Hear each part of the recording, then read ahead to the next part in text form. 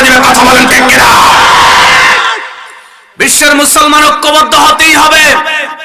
কে মাযহাবি, কে লামাযহাবি, কে হানাফি, কে শাফি, কে হাম্বলি, কে মালিকি, এটা দেখার সুযোগ নেই। এখন আমাদের সুযোগ একটাই, কুল্লু মুসলিম ইখওয়া।